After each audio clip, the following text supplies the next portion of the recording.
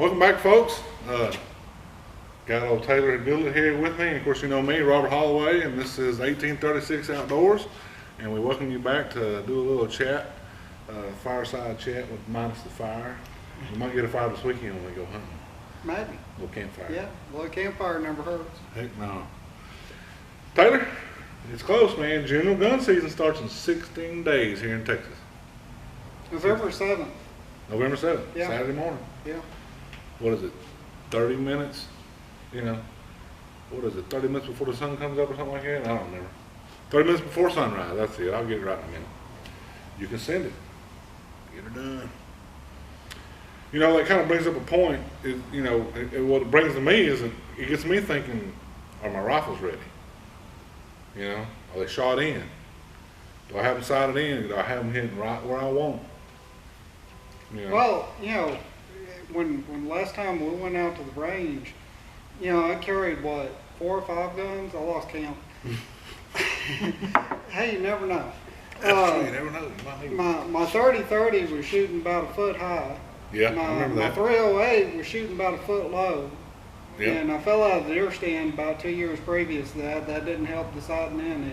Did you get hurt when you fell out of the thing? It hurt.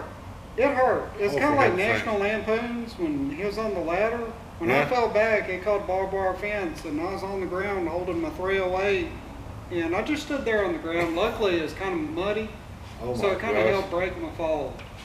That's dangerous there, huh? It hurt A little just a dangerous. little, but thankfully I wasn't bad hurt. And, Me too, you know, man. my gun, I had, you know, my reaction was keep my gun away from me. You saved the gun. So I saved the gun, I saved myself. It worked out, you Yeah. know.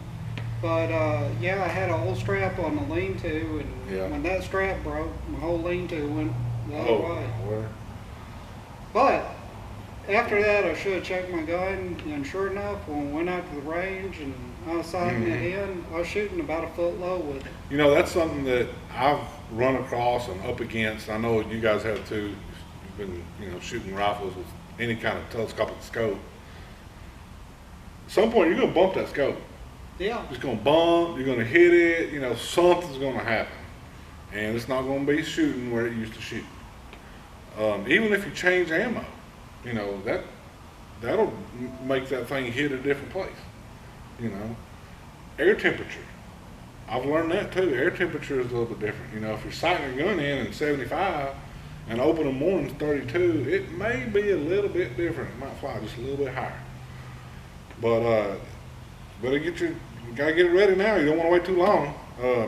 Do it now. I messed up last year. I had my 270. I shoot that. I had it sighted in, ready to go, rock and roll. You know, and Carissa, her gun, you know, I got her shooting that single shot CVA Hunter. And I think it's a tack driver right now. I'm gonna tell you that right now. CVA makes good guns. It's the trigger. I love the trigger on it. It's a tack driver. She's good with it. She can handle it. But I thought, well, I'm just gonna pick up some ammo on the way to the place.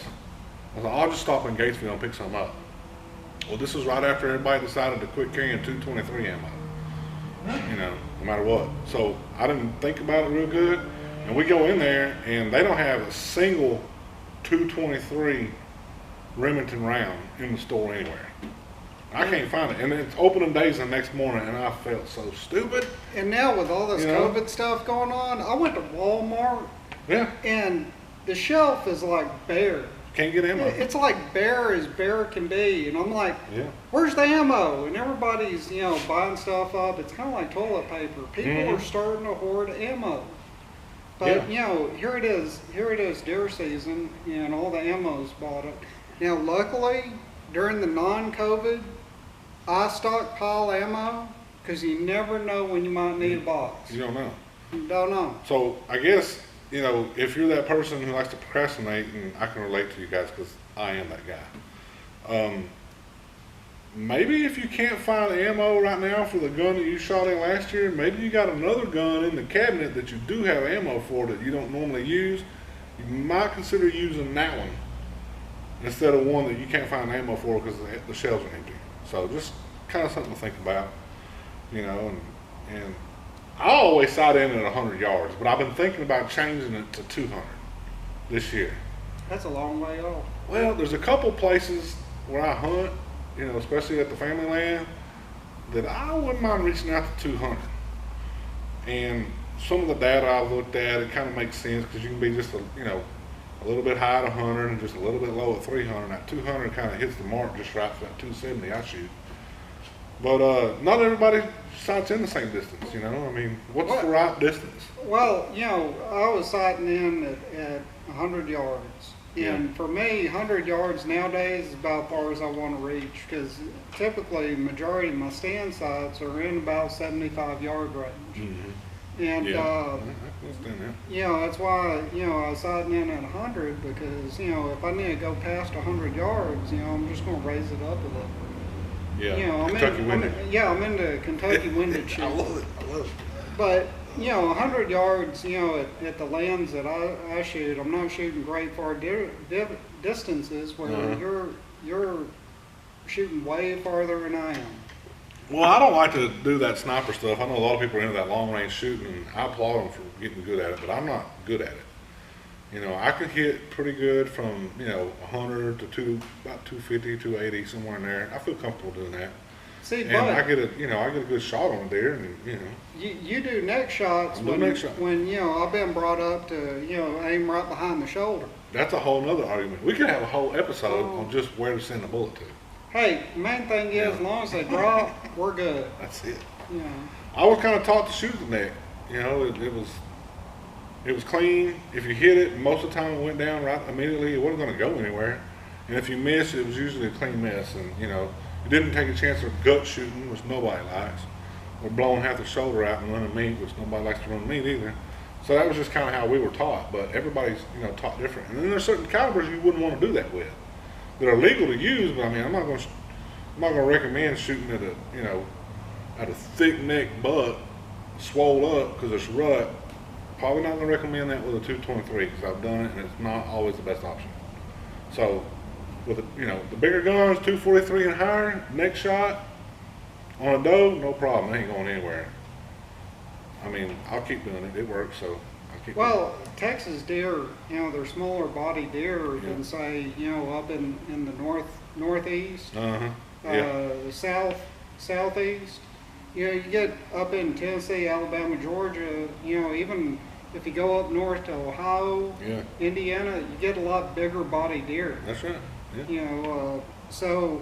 But the calibers, one thing is when I was back in Alabama, I'd look at the shelf and, I'd go in the local sporting goods store and you see like 300 Winchester mag, 7mm mag, the thing looks like an aircraft artillery shell.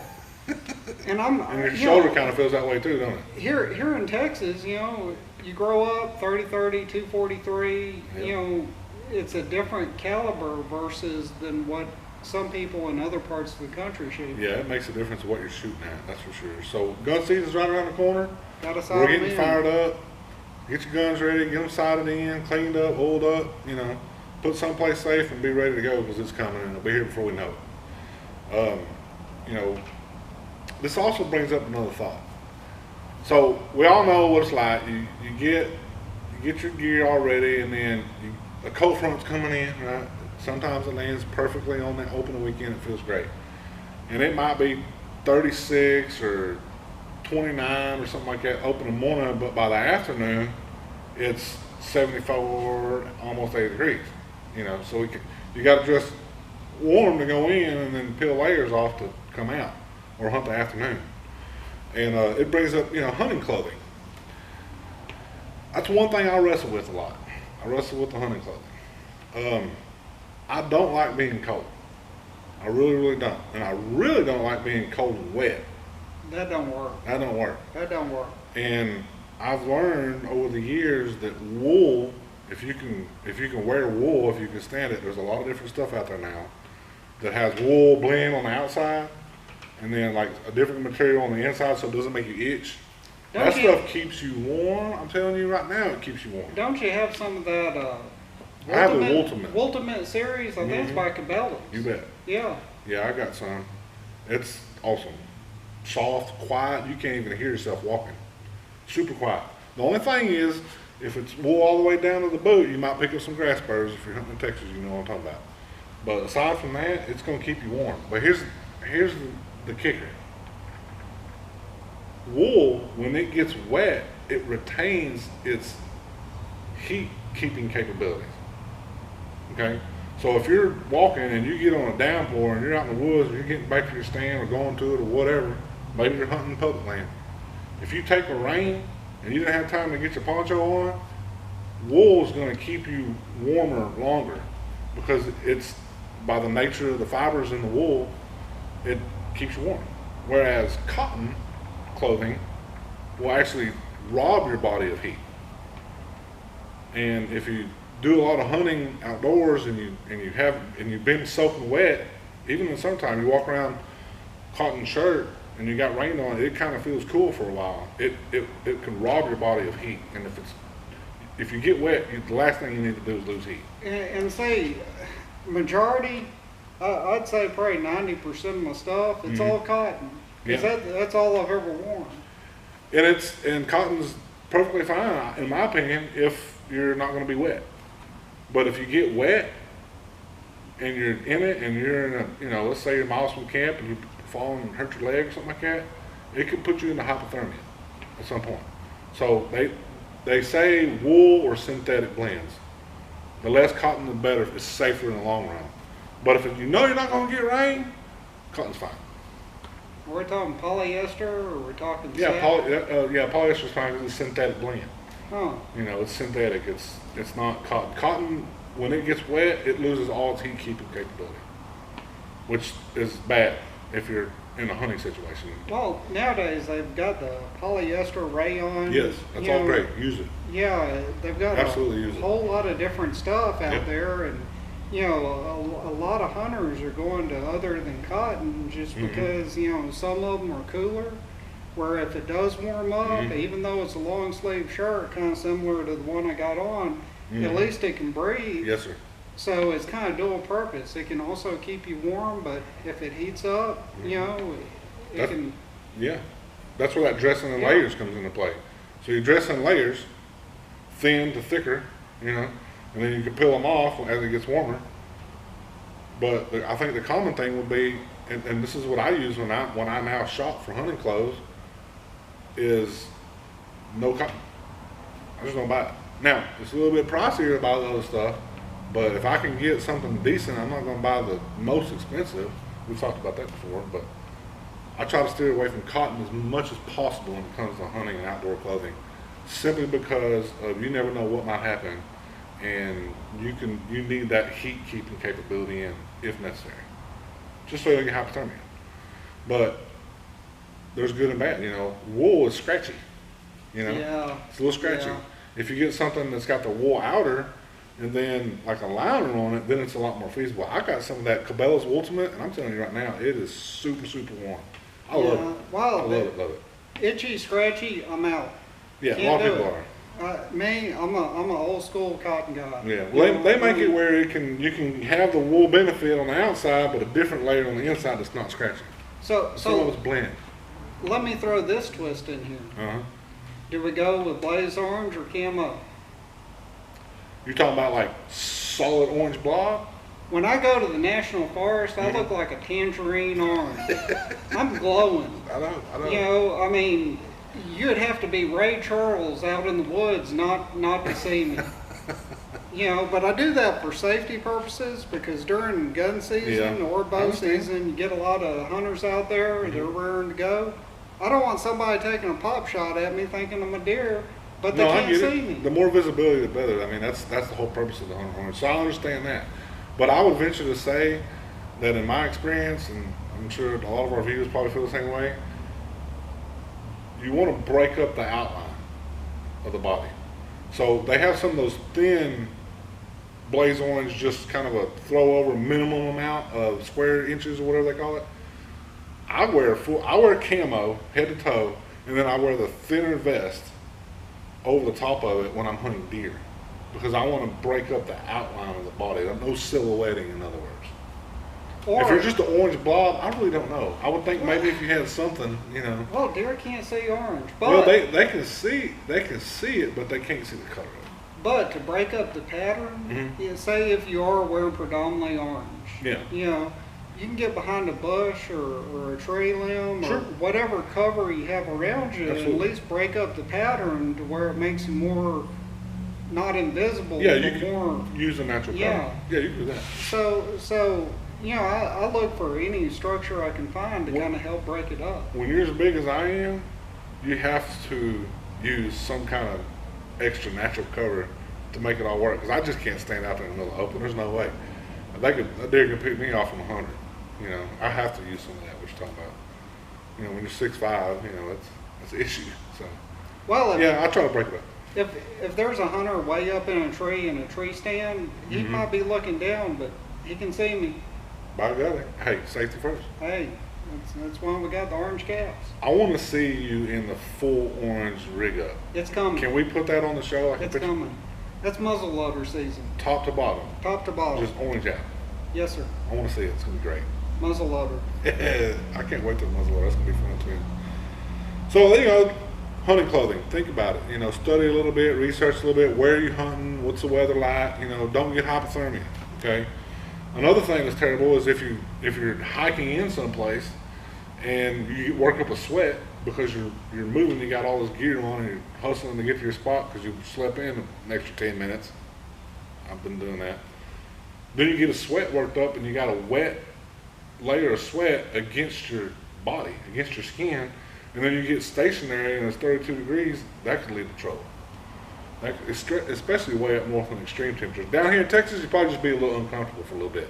Maybe till lunch break when it's time to go back to camp and throw some, scrambled eggs and bacon in the skillet. But up north, those guys can get in trouble. They don't hustle anywhere. See, I don't sweat like that. Yeah, well, I mean, that's a blessing. I just move slow. Check your clothing out. See what your clothing is. Make sure it works for your scenario. Also on this week's episode, we was wanting to talk a little bit about small game hunting. Not everybody does it anymore. Actually, nowadays that's rarity. It's a big rare deal. I was reading an article about it the other day, and I've been all about getting out there and squirrel hunting. Growing up in the hill country, we didn't have a few squirrels, but we had a lot of rabbits, and we had a whole lot of jackrabbits. And you know how a jackrabbit is; it can be that size, it's tall. But I don't eat the jackrabbit. But the coyotes like to eat them. Now I like to eat cottontail, and I like squirrel. I just found out. Squirrel's good. Squirrel's good. Cottontail's good. I mean, there's a lot of times where we'll get done with deer camp. I'll take the flashlight and the 22 and I'll go find me a cottontail and I'll, go ahead and harvest it, bring it back to camp, throw it on the grill, and we've got fresh cottontail backstrap. Cottontail backstrap's actually pretty good. You got a little bit of meat here and a little bit there. Well, fried squirrel, you put some white gravy with it, that's a meal. I mean, that Amen. is a full-blown meal. What I won't do is I won't eat a jackrabbit. To me, they don't taste good. I tried it one time. Me and my cousin, we got a wild idea, and we was going to try to shoot some and eat some. I couldn't stand the smell of them. Didn't you also get them for the fur? Or? Oh yeah.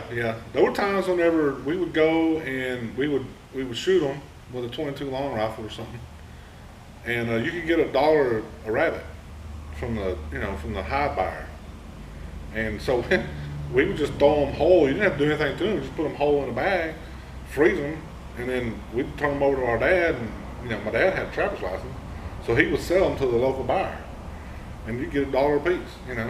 Huh. So you get 25 rabbits back, 25, 30 years ago. That was good money. That's good money, and you have fun in the Yeah. meantime doing it. But I think I learned a mistake of doing that because we did it quite a bit. We decimated the jackrabbit population, and then what happened is all the predators started eating the cottontails and the quail. Huh. Instead of eating the jackrabbits, they were eating the cottontails and the quail, and that's not good. Because I like to eat the cottontail and the quail too. So we got to take out the coyotes and the foxes. Yeah, you just switch what you're hunting. It's a food chain. Yeah, you go to the next one up and hunt them, Yeah. as long as it's legal. I'm not eating the coyote and the fox though. Some people do. I'm not there yet. Maybe that's next year. I don't know. We'll see. But small game hunting here. Let's talk a little bit of sense to it. It's a great opportunity to take your family out and introduce somebody other than just yourself to hunting. You know, whether it be your youngins, nieces, nephews, grandchildren, whatever it is, spouse, wife. You know, I mean, it doesn't always have to be, hey, Dad's going hunting for the weekend. He'll be back when he comes back, just to go deer hunting. You can go small game hunting and take the whole family. The whole family can be a part of it, and you know that's a pretty cool deal. You know, we actually got to do some of that this last weekend. Took my wife Sherry and my daughter Carissa, and we went squirrel hunting, and it's great here in East Texas because I never got to do that a whole lot growing up out in the hill country. There's a few, but it wasn't like, hey, everybody load up, we're going squirrel hunting, you know. But I wanted to try to do it, and we had a good time. Carissa got her first squirrel. She great shot on it with the 20 gauge. Super proud of her. We actually did a little bit of some skinning and kind of showed her how to do that and how to prep it, and we got some video footage of it. And here it is. Just take a look, check it out. We had a great time. Small game hunting. It's good for the family. It's great for youngsters who get short of patience. It's great for them to get out there and do it. You ain't got to be perfectly quiet all the time. But here's some footage of our squirrel hunt this last week.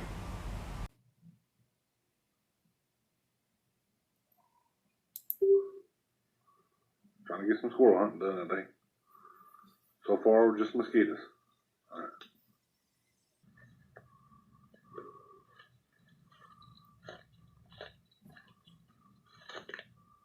He's up there somewhere.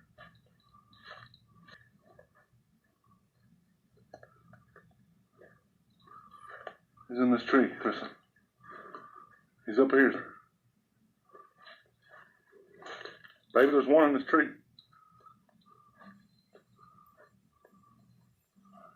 See if I can find where he went. Go on that side.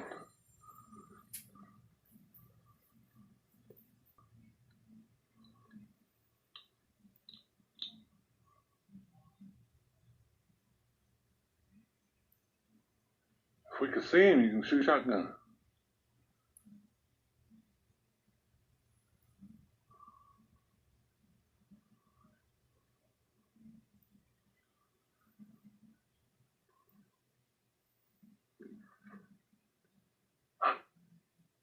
In this tree. Huh? I can't find it yet. I'm waiting on to see if he moves. If he moves, we can spot it. Come over here, man. You get it? All right. Hang on, I'm coming. Good shot. All right. Woo. Atta girl. Look at there. Good shot. Good shot. All right. High five. First squirrel. You've done something I hadn't done. I ain't never killed a squirrel out here hunting. Put it in your game bag. Let me put it in there.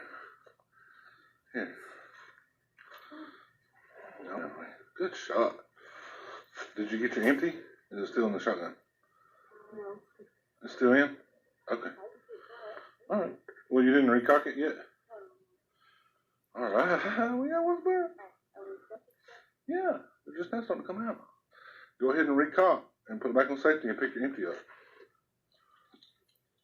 I just was going to turn the camera on and she shot. I didn't have it turned on yet, but I got some right now. You already got one in? You got it back on safety? Good job, baby girl. Super proud of you. It's your first squirrel. We'll grill it later. Or whenever you come home or back, Thursday or something. Alright, let's go back over there.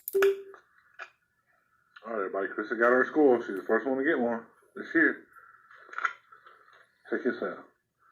She got it while it was still a nut. Here, you hold it. I'm going to try to skin it.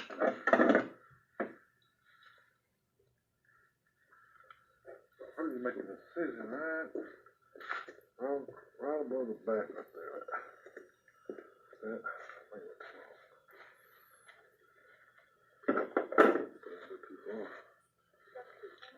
Yeah. Trying to do this.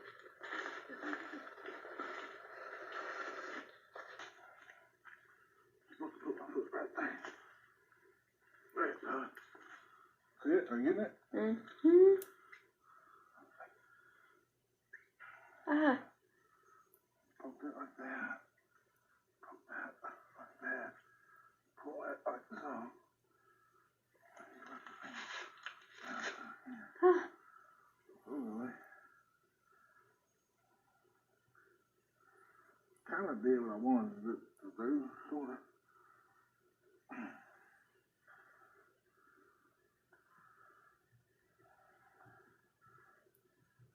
Make it clean all the way. You're probably squishing the blood. Yeah, probably don't. Sure. I ain't got them off on you. Are you recording? Yes, and then it just turned off again. I've heard it's like pull that socks off. May not be good. Okay, so recording. I'm just...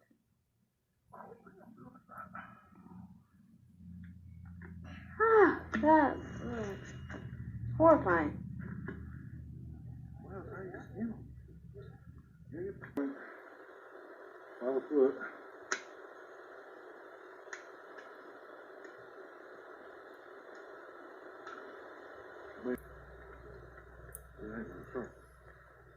Yes, even though I don't really use it. Not the best game chairs I ever tried to use. I mean, it looks like I thought it would. I thought it wouldn't, but it's me. It's me. Exactly right. It's me. Put that.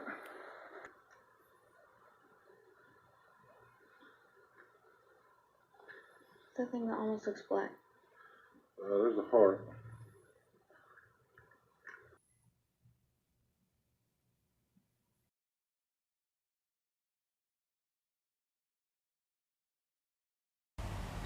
And so that's our squirrel hunt this last week, and man, it was a good time. I'm looking forward to doing it again, Tyler. So how'd you cook it? After we, field dressed it, I washed it real good and put it in the cooler, and then we got home, washed it good again, and I basically just rubbed it with olive oil, top and bottom, and I threw it in my cast iron skillet and, stuck it in the oven for about 425 for about 45 minutes. I didn't want to fry. I'm not supposed to eat too much fried stuff anymore, so I thought, well, we'll just have baked squirrel. It was pretty dang good, man. So you shot it with what, a 20 gauge? Carissa shot it with a 20 gauge. And what size shot were you using? Bird shot or? I think it's some Dove load we had left over. 7.5, I think. 7.5? 7.5, 7.25. Hey, I really can't remember. That'll get it done. But yeah, I mean, those big pellets. She got the whole thing. I mean, she didn't miss it at all. It was a good shot. It was fun. I mean, we enjoyed it, and it was another thing was an opportunity to teach her firearm handling skills. True. A lot of females want to learn this stuff to go out and hunt and do these things, but they get nervous around the firearms, and some of them won't even attempt it because they're so nervous about it. They just don't know, and they know they're dangerous because they're smart, but they need somebody to kind of show them. So it's a great opportunity to do that. How to handle it, load, unload, safety, all that stuff. And proper muzzle direction, everything. It also helps prepare them when they do take a hunter's education course where they have some kind of background where when they do take that Yes, course, sir. they kind of already know what to expect. That's absolutely right. It's absolutely right. It's kind of like an outdoor tutorial. I love it. It's a lot of excitement for me. It's kind of like, when you go fishing and you just catfish all the time, or you just bass fish all the time, sometimes it's fun to change it up, switch it up a little bit, and go after something different. And it really brings it a whole nother level of excitement and opportunity. It doesn't have to be the exact same thing every time. So I know people used to do it in the past. They used to hunt small game a lot. In the old days, you hear stories about it, and hunting dogs and all that. I mean, you don't have to have all that, but you can do it. And get out there and do it. Go get a swamp rabbit. Swamp rabbit. Speaking of swamp rabbit, I can't find any swamp rabbit. I've never seen a swamp rabbit in Texas. I didn't Actually, even you're know the what they first were. I've heard about it. When I moved to East Texas, one of my buddies from high school said, yeah, it was a swamp rabbit because they were eating it in some stew or something, which was good. And I said, swamp rabbit? I said, you're talking about a cottontail. He's like, no, I'm talking about a swamp rabbit. Hey, I had to I was Google like, it. you're talking about a really big cottontail because it's in East Texas, right? He's like, no. And he was serious, so I kind of stopped. Then I had to research it a little bit, and sure enough, it's like a cottontail. It's like a jackrabbit-sized cottontail. For all you people out east, or out west, I'm sorry, if you haven't ever seen a swamp rabbit, it's like a super-sized, large version of a cottontail, and they are awesome. But they're hard to find. Google. They're tricky to find in the woods. Google. Google Hey, can I be had to your best friend. Google it. Yeah, absolutely. Well, that just about brings us to a wrap for this week's show. We want to thank everybody for sticking with us and watching our shows with us. We're going to continue to keep bringing new content to you as best we can as the season progresses. And be sure and share our page on Facebook so we can keep bringing you shows. We want to be able to keep bringing them to you. Hop on YouTube, subscribe. It doesn't cost a penny, not one red cent. Hey, it's free. It's free. Can't be free. Can't be free. So that's it for this week. And as always, stay safe out there. Pick up your trash, and we'll see you next week. Get her dead. Get her dead.